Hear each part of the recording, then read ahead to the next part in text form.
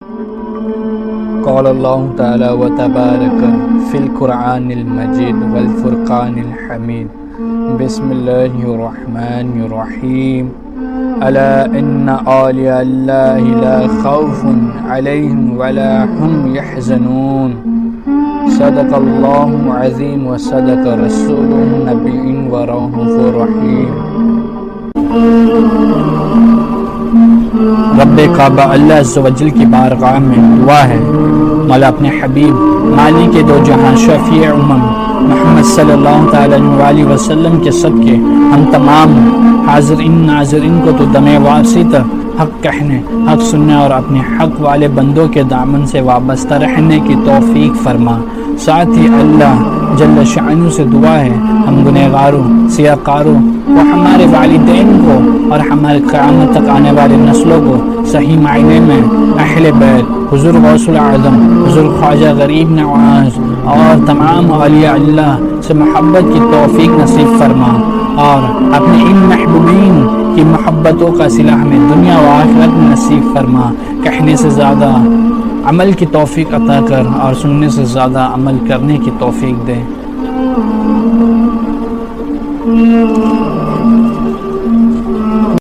اور آپ تمام حاضرین ناظرین سے گزارش ہے، اللہ کے حبیب جو وجہ کل تخلیق کائنات ہے، جن کے صدقے دنیا اور دنیا کی ساری چیزیں ہیں، اس حبیب کے عشق میں ڈوب کر اب سبھی جھوم کر درود شریف کا نذرانہ پیش کریں۔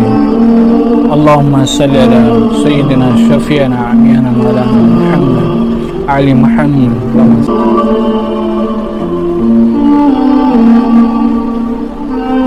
الحمدللہ MSRTQ سیدھی راہ کہ اس محفل میں انشاءاللہ ہم اور آپ حضور سلطان حاجی بہاء الدین شاہ اشفانی رحمۃ اللہ علیہ کی بارگاہ میں خراج عقیدت پیش کریں گے، چونکہ آپ کے عرس پاک کی تاریخ چل رہی ہے اور جہاں آپ آرام کر رہے ہیں اسے ممبئی کی بمبئی ہاسپٹل کی سرزمین کہتے ہیں۔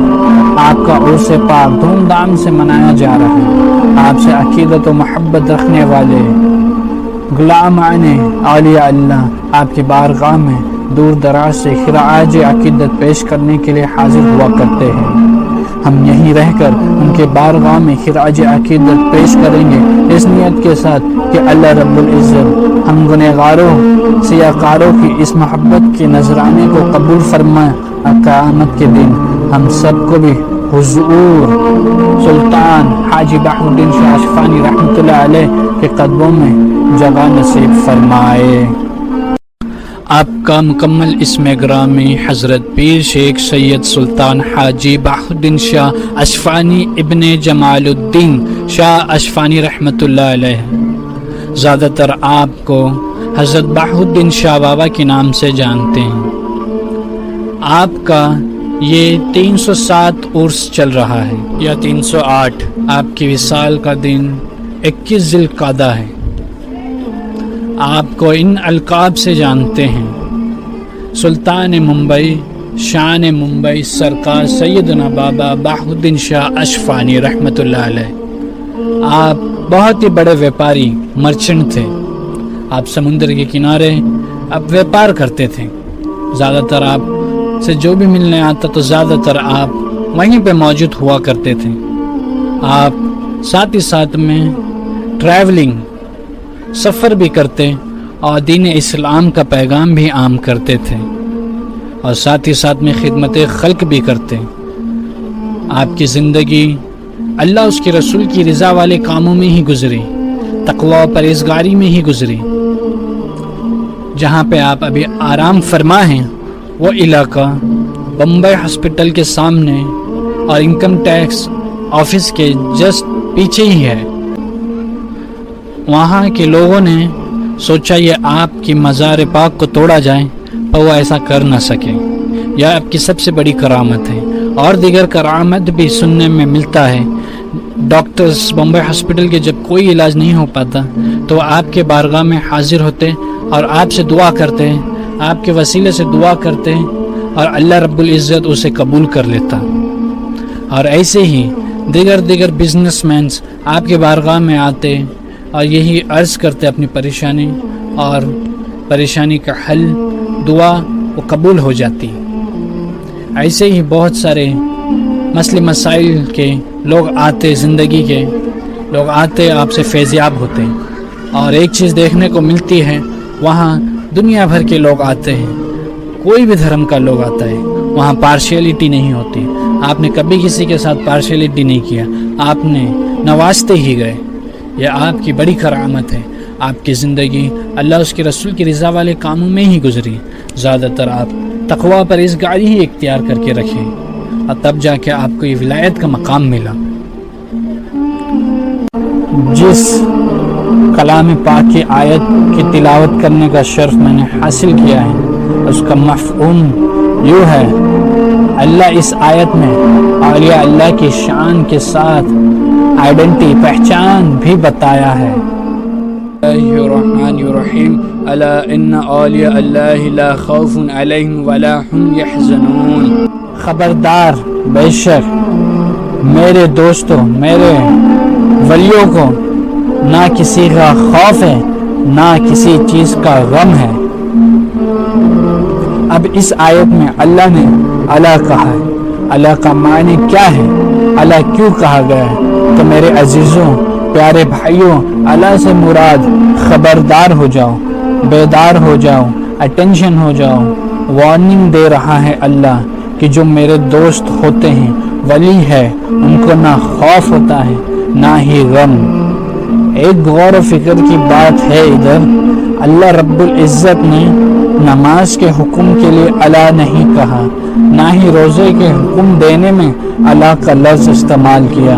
جیسے کہ نماز کے لیے خبردار ہو جاؤ یا بیدار ہو جاؤ، اس طرح اللہ کا لفظ استعمال نہیں کیا۔ سوچو میرے بھاؤ۔ دوسری غور و فکر کی بات ہے ادھر، مثال کے طور پر ہم کب خبردار کرتے ہیں اپنے والوں کو، لوگوں کو، جب اپنے پاس کوئی اچھی چیز، مہنگی چیز، قیمتی چیز یا ڈینجر بھی ہو سکتی ہے یا خطرناک بھی ہو سکتی ہے، تو ہم خبردار کرتے ہیں کہ ارے یہ ایسی ویسی چیز نہیں ہے، دھیان سے دیکھنا، دھیان سے چھونا۔ اسی طرح جب اللہ کے دوستوں کی، محبوبوں کی بات آ رہی ہے تو ہمیں خبردار، بیدار، اٹینشن میں لا کر، وارننگ دے کر بتا رہا ہے کہ جو میرے دوست ہوتے ہیں ان کو نہ خوف ہوتا ہے نہ غم۔ تو معلوم یہ ہوا کہ جو لوگ خوف زدہ ہیں یا غم زدہ ہیں وہ ولی ہو ہی نہیں سکتے۔ ولی ہونے کے لیے اس کو بے خوف ہونا ضروری ہے۔ اور واضح کر دیتا ہوں کہ خوف کیا ہوتا ہے، اور اس میں بھی 4 قسم کے ہوتے ہیں۔ خوف مانے ڈر۔ اب اس کے 4 قسم ہیں، ٹائپ ہے۔ پہلا خوف حسی، اس کا مطلب درندے، جانور وغیرہ کا خوف، ڈر ہونا، اور یہ تو سب میں ملیں گے، یہ ہے حسی خوف۔ دوسرا خوف ادبی، اس کا مطلب بڑے شخص سے ڈرنا، جیسے اگر ہمارے ٹیچرز، ہمارے استاد یا پرنسپلز جب وہ آتے ہیں تو سب ٹیچر، استاد، چلڈرن ڈر کے اپنے کاموں میں سنسیئرٹی سے کام کرنے لگ جاتے ہیں۔ کسی کی ہمت نہیں ہوتی کہ کچھ شرارتیں یا کچھ الٹا بولے یا بات کرے، یہ ہے ادبی خوف۔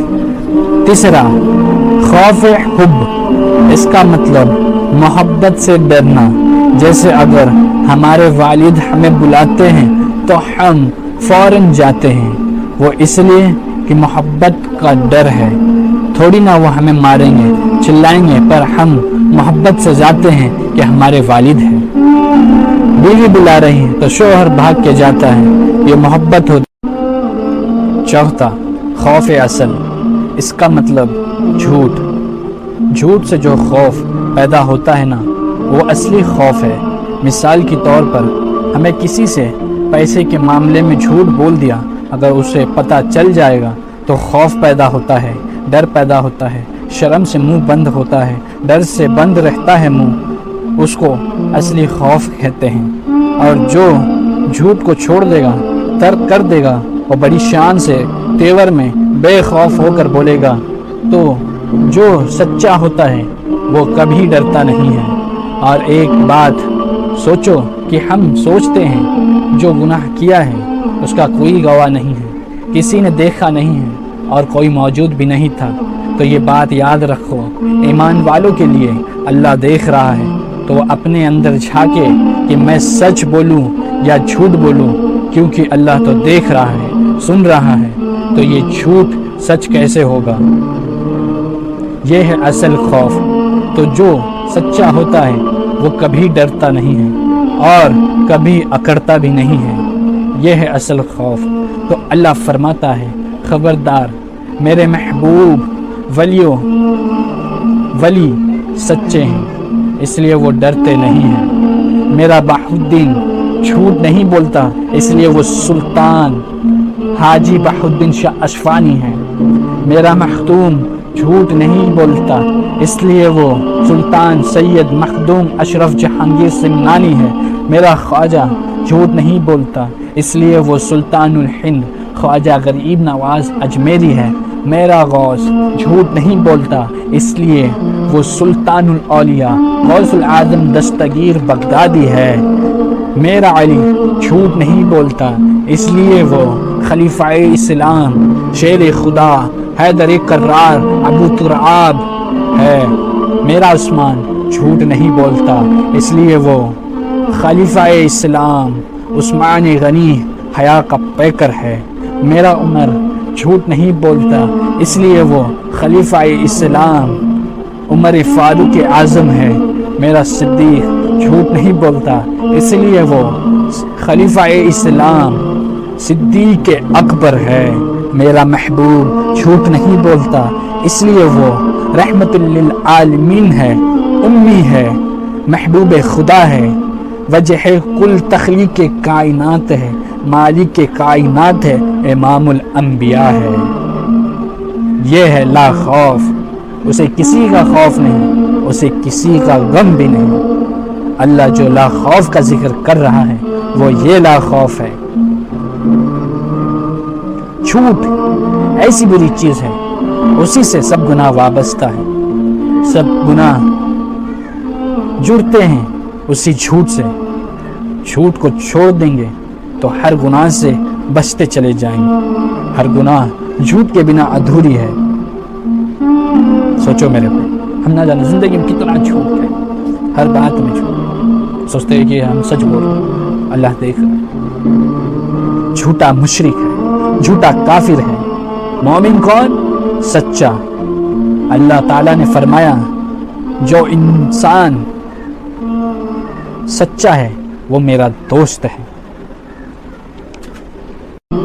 آگے بھی رب ارشاد فرماتا ہے یا ایھا الذین آمنوا اتقوا اللہ وکونوا مع الصادقین، اے ایمان والو اللہ سے ڈرو اور سچوں کی صحبت اختیار کرو، اولیاء کے ساتھ ہو جاؤ، کیونکہ ولی جھوٹا تو نہیں ہوتا۔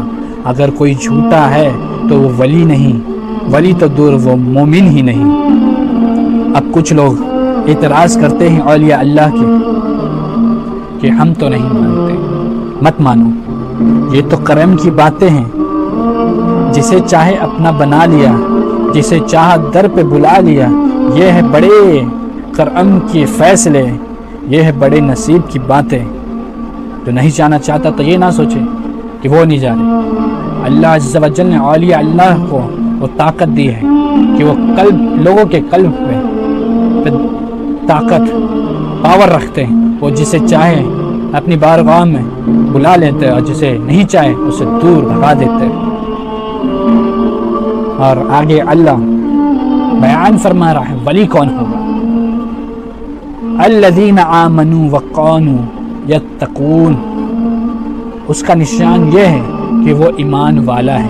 یعنی ولی، اللہ کا ولی کافر نہیں ہوتا، بے ایمان نہیں ہوتا۔ اور کچھ لوگ اللہ نے ارشاد فرمایا ایمان والا، کچھ لوگ ہوے میں اڑ جائے تو وہ ولی نہیں ہوتا، کچھ غیب کی باتیں بتا دے تو وہ ولی نہیں ہوتا، کچھ راز کی باتیں بتا دے تو وہ ولی نہیں ہوتا۔ ولی ہونے کے لیے ایمان والا ہونا ضروری ہے۔ اور ایمان کسے کہتے ہیں؟ ایمان اسے کہتے ہیں جس کو اللہ عز و جل نے جس کی اطاعت کرنے کو کہا ہے، سب سے زیادہ اپنی جان کے قریب دلوں سے محبت کرنے کا حکم دیا ہے، وہ حضور اکرم صلی اللہ تعالی علیہ وسلم کی ذات مقدس ہے۔ جو اپنے جان سے زیادہ حضور اکرم صلی اللہ علیہ وسلم کی محبت رکھے گا، تعظیم کرے گا، تو وہ ایمان والا ہے۔ اور اتنا ہی نہیں، اللہ عز و جل اور حضور اکرم صلی اللہ علیہ وسلم جس طرح اطاعت اہل بیت اور صحابہ کرام کا حکم دیا ہے، جو اسے بجا لایا وہ ایمان والا ہے۔ اب جو ان کی شان میں گستاخی کرے، بے ادبی کرے، وہ بالکل بھی ایمان والا نہیں۔ تو وہ ایمان کا پتہ کر لے کہ وہ ایمان والا ہے یا نہیں۔ بہرحال ہمیں اس سے یہ سیکھنے کو ملا کہ اولیاء اللہ جھوٹے نہیں ہوتے، تو ہمیں ان کی زندگی سے یہ سیکھنے کو ملا کہ ہم بھی سچے ہو جائیں، کیونکہ اللہ سچوں کو دوست رکھتا ہے۔ اور ہم ان لوگوں سے وابستہ ہو جائیں، ان کی محفلیں میں آیا جایا کریں، تاکہ اللہ نے حکم دیا ہے کہ اے ایمان والوں اللہ سے ڈرو اور سچوں کے ساتھ ہو جاؤ۔ تو ولی اللہ سچے ہیں، تو ہمیں سچوں کے ساتھ ہونا ہے۔ دوسری بات، آپ کو پتہ ہے اس ملک میں ایک نیا فرقہ ہے اور اس کا ایک شخص ہے، اس نے سپریم کورٹ میں درخواست درج کی ہے، اپیل کیا ہے کہ قرآن پاک سے 26 آیت کو نکالا جائے، کیونکہ یہ وہ آیت ہے جو مدارس میں پڑھائے جاتے ہیں، جس سے بچے ایکسٹریمسٹ بنتے ہیں، کٹر بنتے ہیں، جس سے نفرت پیدا ہوتی ہے۔ ابھی اس پر بحث چل رہی ہے بہت ہی زیادہ۔ غور کرو، ابھی فتنوں کا دور بہت تیزی سے پھیل رہا ہے۔ آپ اگر یہ سوچ رہے ہیں فتنوں سے دور سیف رہیں گے، تو میں قسم کھا کے کہہ سکتا ہوں کہ آج نہیں تو کل یہ جہالت کے فتنے کی آگ آپ کے نہیں تو آپ کے نسلوں کو جلا دے گی۔ خدا را ہوش میں آئے، ان چیزوں کی قدر کرے۔ آج اتنے علماء، عالم دین، اولیاء اللہ، صوفی لوگ، انہوں نے اپنی جوانی کو فنا کیا ہے، دین کی خدمت میں لگے ہوئے ہیں۔ ان کے بھی ارمان ہیں، وہ ہر کام کر سکتے ہیں، لیکن وہ سب دین سے وابستہ ہو کر چاہتے ہیں کہ لوگوں کی آخرت کو بہتر بنائی جائے۔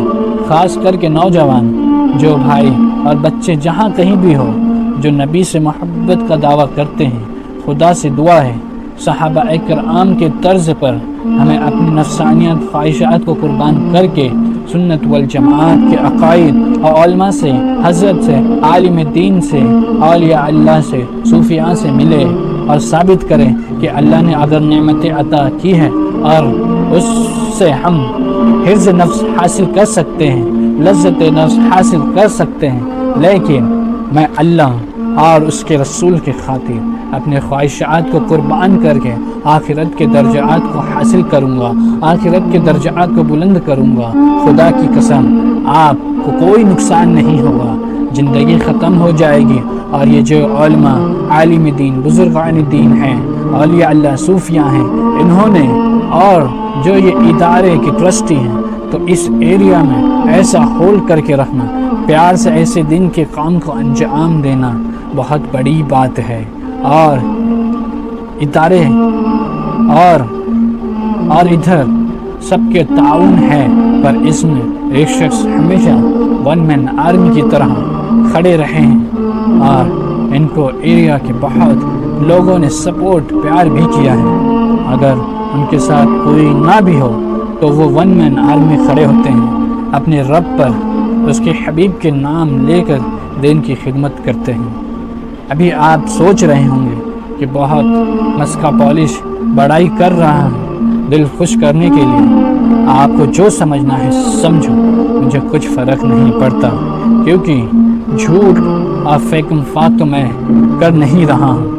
مجھ جیسے کو اپنے پاس رکھ کے ساتھ چلا کر جو سکھایا ہے، حوصلہ اور اتھارٹی دی ہے، جس کا میں لائق نہیں تھا، قابل نہیں تھا، پھر بھی بولتے ہیں میں جب تک ہوں ساتھ میں ہوں۔ کیا ضرورت ہے اس مسجد کو اچھا بنانے کے لیے؟ دین کے کام کو کیسے اچھے طریقے سے لوگوں تک پہنچایا جائے، پھیلایا جائے۔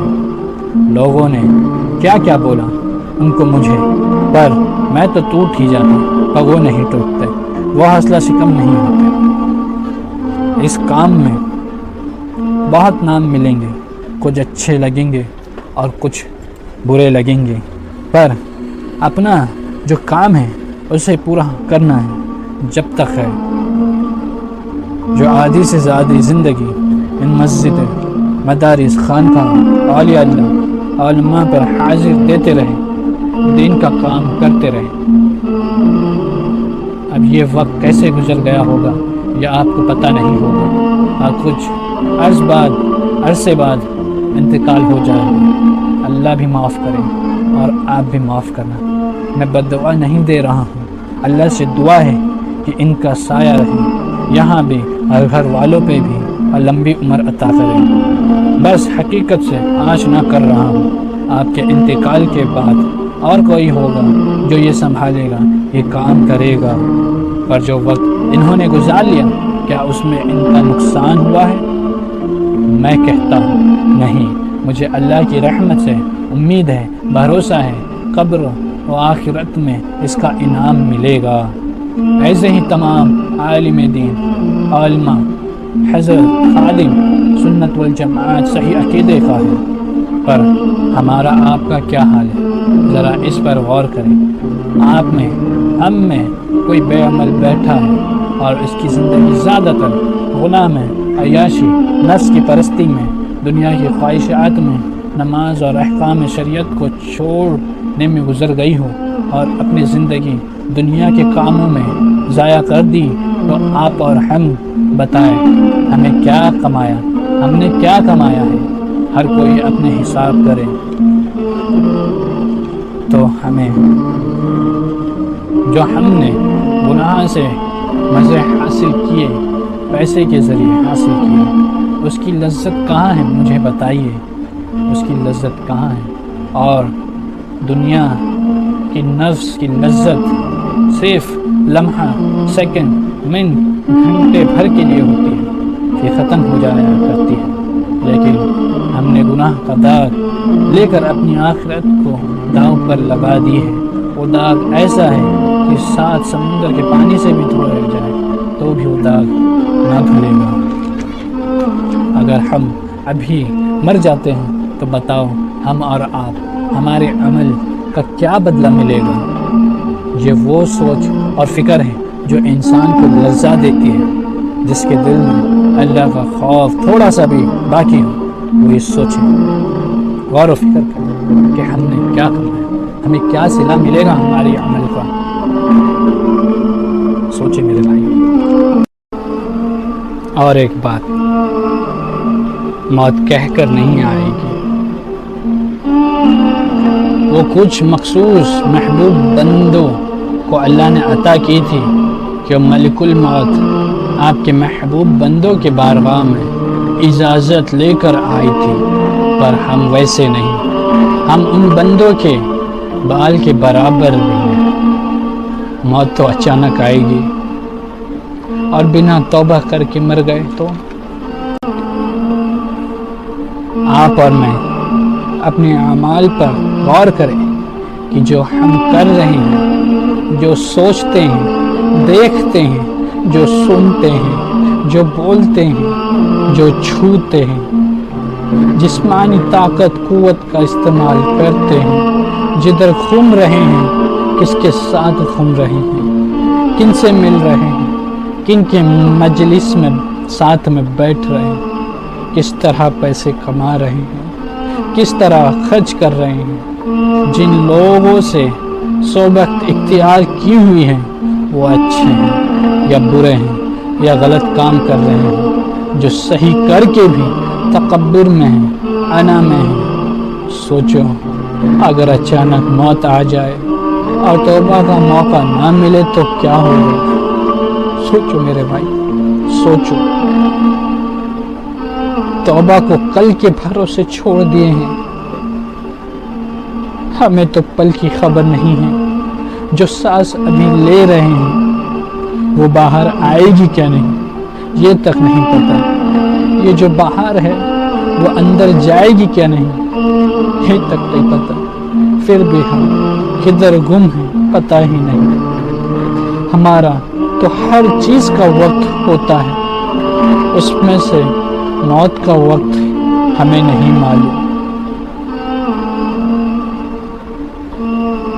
رب تو کتنے پیار سے بلا رہا ہے کہ اے لوگوں، آخر تمہیں میرے پاس ہی پلٹ کے آنا ہے، تو بہتر یہ نہیں ہے کہ تم خود چل کے آ جاؤ، ورنہ تو لوگ پھر کندھے پر لے کے آئیں گے، تمہارے جسم منہ کو ڈھانک کر چھپا کے بند کر کے قبر میں پھینک دیں گے۔ اس سے اچھا ہے، بہتر ہے کہ ابھی کھلے منہ اپنے قدموں سے میرے دہلیز چوکھٹ پر آ جاؤ۔ میری رحمت کے دروازے کھلے ہیں، آ جاؤ، میں بخشنے کے لیے تیار ہوں۔ اب بتاؤ کون ہے اس دنیا میں جو ہمارے گناہوں کو جانتا ہے، ہمیں بہت اچھے سے جانتا ہے؟ وہ صرف اللہ کی ذات، وہ صرف اللہ کی ذات۔ دیکھو کس طرح پیار سے بلا رہا ہے۔ آگے بھی رب صدا دے رہا ہے، قرآن پکار رہا ہے، اے انسان، او بھاگے ہوئے انسان، پلٹ کے آ جاؤ۔ تیرا رب تجھ سے 70 ماؤں سے زیادہ پیار کرتا ہے۔ تیرا رب بڑا ہی کریم ہے، وہ تیرے پچھلے سارے گناہوں کو معاف کر دے گا۔ تو آ تو صحیح اس کی طرف۔ قرآن پھر سے صدا دے رہا ہے، ارے انسان، ہے کوئی تیرا رب جیسا کہ تو اتنا گناہ کر کے بیٹھا ہے، پھر بھی تجھے کتنی محبت سے بلا رہا ہے۔ اے میرے بندے، تو مجھ سے کیوں بھاگ رہا ہے؟ میں تو تیرا خالق ہوں، آ جا، آ جا۔ سوچو بھائی عزیزوں، ہمارے گناہ ہیں، جو لوگوں کو پتہ چل جائے تو قتل کر دے، منہ تک نہ دکھائے، پاس میں نہ بلائے، اور اپنے آس پاس تک بھٹکنے نہ دے۔ پر رب کی محبت دیکھو، رب کی محبت دیکھو۔ اللہ 70 ماؤں سے زیادہ پیار کر رہا، اور ایک ماں کی ممتا پیار کو تولنے کے لیے آج تک کوئی میجر مشین، ویٹ مشین، ناپنے والی مشین پیدا نہ ہوئی، ناپ نہ سکی۔ یہ دنیا کے سمندر کی گہرائی میں تو لوگ نیچے پہنچ گئے، پر ماں کی ممتا کی گہرائی میں جو گیا وہ کبھی کنارہ نہیں پائے۔ ماں اولاد کے لیے ہر دکھ جھیل لیتی، طبیعت خراب ہو تو بھی برتن کپڑے وغیرہ دھو دیتی، کسی کی گھر کی نوکرانی تک بن جاتی، کچرے تک اٹھا لیتی، بھیک تک مانگ لیتی، صرف اس لیے کہ اس کا بچہ، اس کی پرورش کوئی کمی نہ رہے۔ ماں بھوکا رہ جاتی پر اپنے بچوں کو کبھی بھوکا نہیں رہنے دیتی۔ وہاں وہ ایک کپڑے پر پوری زندگی گزار دیتی ہے، پر اپنے بچوں کو ہر موقع پر، ہر تہوار پر کپڑے دلاتی ہے۔ ماں اپنی اولاد کے لیے کن کن پریشانی، کتنی بڑی کٹھنائی سے گزرتی ہے، اس کو کوئی ناپ نہیں سکتا۔ اور ماں کو بچوں سے اتنا پیار کیوں ہے؟ تو اس کا ایک ہی جواب ہے کہ اس نے اس کو جنم دیا۔ آپ سے توجہ چاہوں گا کہ جس نے پیدا کیا، جنم دیا، اس کو اتنا پیار ہے کہ تولا نہیں جا سکتا. اور جس رب نے خلق کیا ہے، جس نے بنایا ہے، اس کو کتنا پیار ہوگا. جنم دینے والی ماں کا پیار تولا نہیں جا سکتا، تو خالق کا پیار کیسے تولا جا سکتا ہے. اس کی رحمت آواز دے رہی ہے، رب فرما رہا ہے، او بھاگنے والے آ جاؤ پلٹ کے. میں تیری ہر خطاؤں کو بخش دوں، چھپا دوں، پوشیدہ کر دوں. میں تیرا خالق ہوں. دیکھ تیرے رب تجھ سے کتنا پیار کر رہا ہے. 70 ماہوں کی زندگی کا پیار ایک طرف، اگر مالک ایک بار شفقت کی نظر دیکھ لے وہ ایک طرف. اور مالک کہہ رہا ہے، دیکھ میرا تیرا رشتہ کتنا بڑا ہے، اور تو میری دہلی چھوڑ کے بھاگ رہا ہے. کہاں جائے گا؟ آخر میں تو تجھے میرے پاس ہی لوٹنا ہے. تو ابھی آ جا، کھلے منہ آ جا، اپنی ٹانگوں سے چل کر. میں تیری ساری خطاؤں کو بخش دوں گا. اور جب کوئی سچی توبہ کر لیتا ہے تو ایسے ہوتا ہے جیسے کہ اس نے کوئی گناہ کیا ہی نہ، بلکہ اللہ تعالیٰ قرآن مجید میں ارشاد فرماتا ہے، ہم گناہوں کو بدل کر نیکیاں میں تبدیل کر دیتے. آ جاؤ دہلیز پر، آ جاؤ میرے بندے دہلیز پر، آ جاؤ میرے عزیزوں. 70 ماہوں سے زیادہ پیار کرنے والا رب ہم گنہگار کو کس طرح کی دہلیز پر رحمت لٹانے کی بہانے کتنی پیار سے بلا رہا. آ جاؤ، آؤ آج کی اس محفل میں اس طرح توبہ کرتے ہیں کہ جس طرح اسے پسند ہے، جس طرح